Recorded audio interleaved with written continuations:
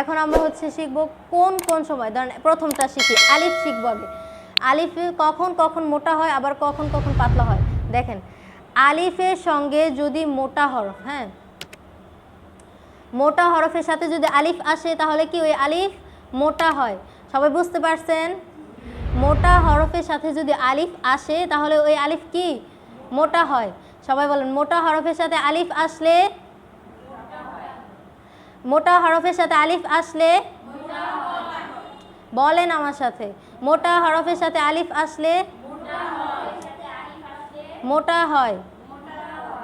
হ্যাঁ মোটা হরফের সাথে আলিফ আসলে মোটা হয়। যেমন সেই ক, সেই ক, সেই ক, সেই ক, সেই ক। ত কি মোটা হরফ না? ত কি মোটা হরফ না? তো এই মোটা হরফের সাথে আলিফ আসলে কি মোটা হবে। আর কখন পাতলা হবে? পাতলা হরফগুলোর সাথে যদি আলিফ আসে তাহলে কি পাতলা হরফ, পাতলা হবে। যেমন মালিকি, মালিকি। মোটা হরফের সাথে যদি আলিফ আসে তাহলে কি মোটা হয়। যেমন সেই ক, সেই ক। পাতলা হরফের সাথে আলিফ আসলে কি পাতলা হয়। যেমন মালিকি, মালিকি, মালিকি। হ্যাঁ বুঝছেন সবাই আলিফ কখন মোটা হয় আবার কখন পাতলা হয়? বুঝছেন সবাই? হ্যাঁ আপনি বলেন কখন মোটা হয়। যেমন হ্যাঁ মাশাআল্লাহ। এখন বলেন, আপনি বলেন কখন পাতলা হয়? বলেন বলেন। যেমন হ্যাঁ মাশাআল্লাহ। সবাই বুঝছেন? সবাই বুঝতে পারছেন? হ্যাঁ আপনি বলেন আলিফ কখন মোটা হবে? যেমন আর কখন পাতলা হবে? যেমন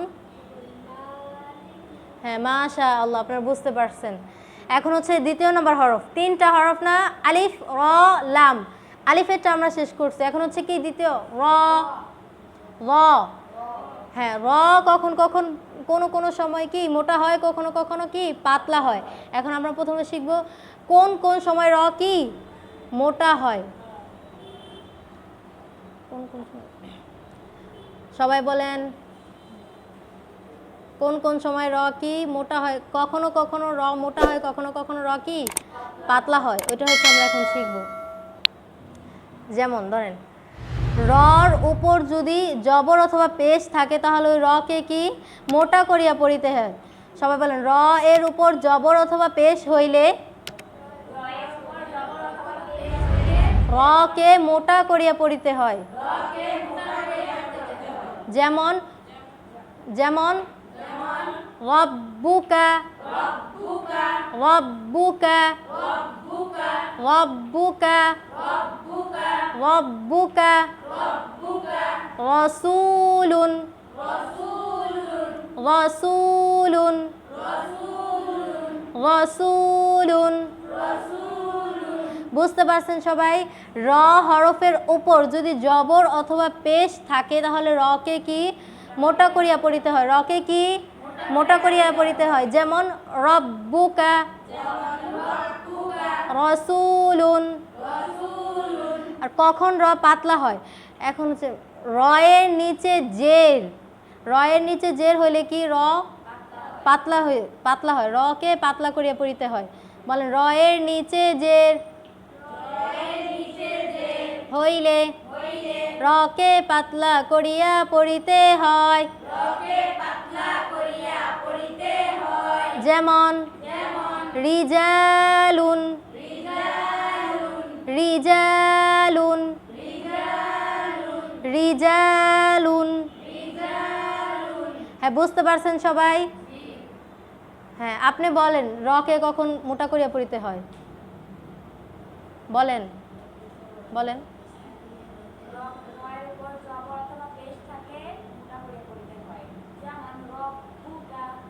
আর রকে কখন পাতলা করিয়া পড়িতে হয়? হ্যাঁ, মাশাআল্লাহ। সবাই বুঝতে পারছেন? আচ্ছা, এখন হচ্ছে আমরা তৃতীয় হরফটা বুঝতে পারছেন সবাই? সবাই মনোযোগ দেন। তৃতীয় নম্বর হরফ শিখব কি? লাম। লামও কি আলিফ এবং র এর মতো কোনো কোনো সময় মোটা হয়, কোনো কোনো সময় কি পাতলা হয়। তো লাম কখন মোটা হয় সবাই খেয়াল করেন। লাম কখন মোটা হয়?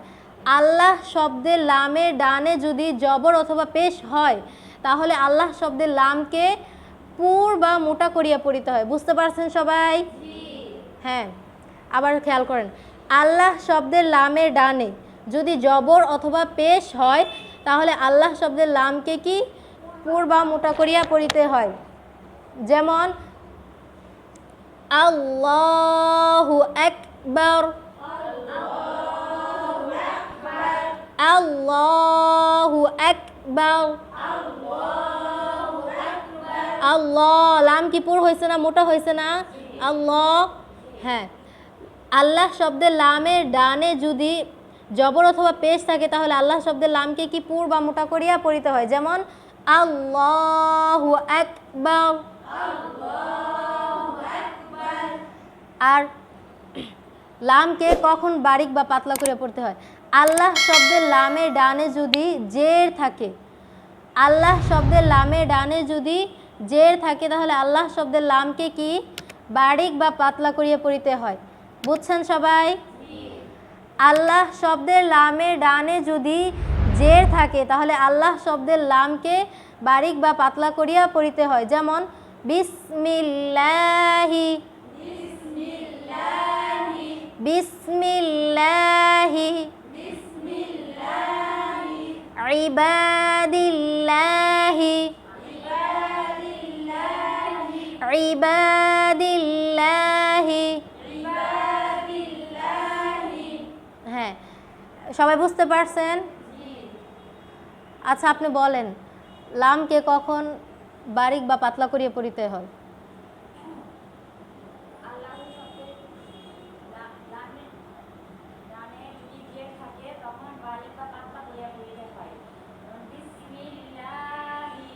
হ্যাঁ, মাশাআল্লাহ। আপনি বলেন কখন লামকে পুর বা মোটা করিয়া পড়িতে হয়?